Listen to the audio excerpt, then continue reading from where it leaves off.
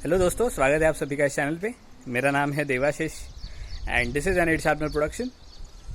Recently जो मैंने live किया था परसों, किसी ने पूछा था सर रिवीजन कैसे करें और चीज़ें याद नहीं रहती है।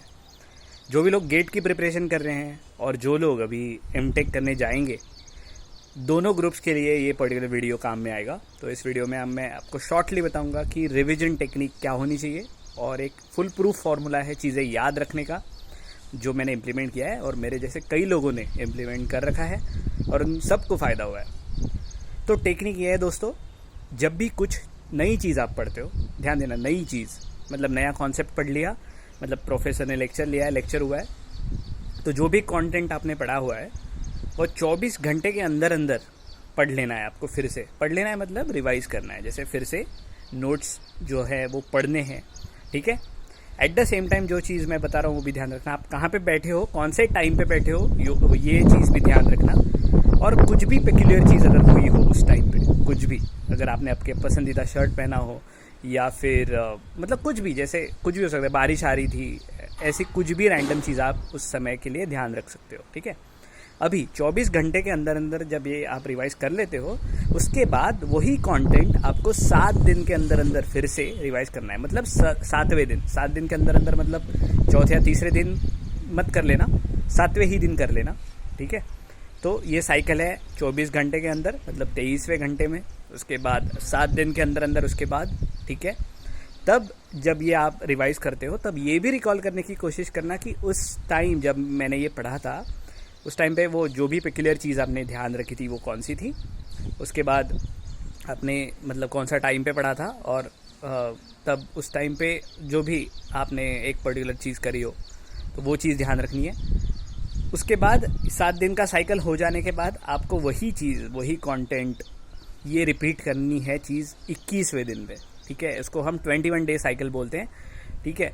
तो ये जो 7वें दिन आपने जो भी पढ़ा उस टाइम पे भी आपको यही चीज़ें याद रखनी है कि आप कहाँ पे बैठे थे, ठीक है, कौन सा टाइम था, क्या कुछ पेक्यूलियर हुआ था, क्या जो भी है। नहीं भी हुआ तो कुछ ऐड कर लेना जानबूझ के, और वो पेक्यूलियर चीज़ याद रखना।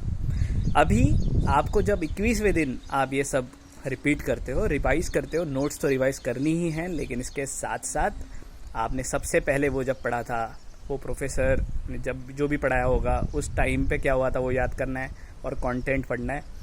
24 घंटे के अंदर अंदर जब किया था उस टाइम क्या हुआ था वो याद करना है, ठीक है। मतलब वो बहुत ज़्यादा चीज़ें नहीं होनी चाहिए, क्योंकि पहले कुछ दिन के लिए करना है, लेकिन जब कंटेंट बढ़ने लगता है तब ये पेक्यूलियर चीज़ें करना आपके लिए आसान नहीं होता।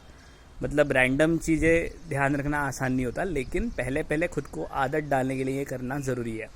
तो 21वें दिन पे आप ये सब रिवाइज़ करोगे।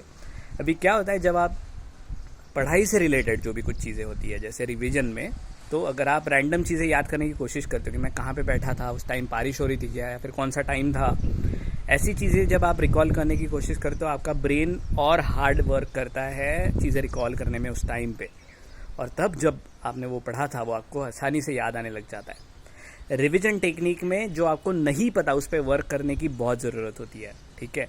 तो एट द सेम टाइम सिर्फ पैसिव रिवीजन नहीं चाहिए कि सिर्फ पढ़ लिया, एप्लीकेशन करना बहुत ज़रूरी है।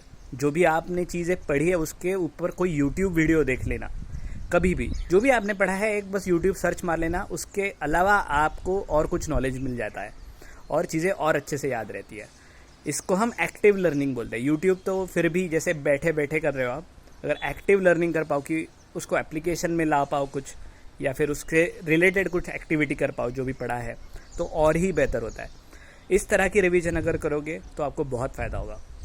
मैं ये बताना चाहता हूँ बात आप सबको कि जिन लोगों को गेट की प्रिपरेशन करना थोड़ा मुश्किल लगता है, ये ध्यान देना चीज़ कि गेट के बाद जब आप एमटेक करने की सोच रहे हो या फिर पीएसयू में जॉब करने की सोच रहे हो, तो ये चीज़ें मतलब आसान नहीं है। तो गेट की प्रिपरेशन आपको एमटेक की पढ़ाई के लिए रेडी करते हैं। और जो भी लोगों को ये लग रहा है कि अभी गेट हमने क्लियर कर ली और अभी एमटेक बहुत आसानी से हो जाएगा, ऐसा नहीं है। आपको गेट प्रिपरेशन से एमटेक की प्रिपरेशन हुई है, तो एमटेक में और मेहनत डालनी पड़ती है। तो ये सारी टेक्निक्स बहुत यूज़फुल होंगी और ये डे 1 से इम्प्लीमेंट करना। All the very best. कुछ भी आपके डाउट्स हो तो कमेंट सेक्शन में डाल देना। मिलेंगे जल्दी मिलेंगे जल्दी ही एक नए वीडियो के साथ। तब तक के लिए ज्ञान पीते रहिए।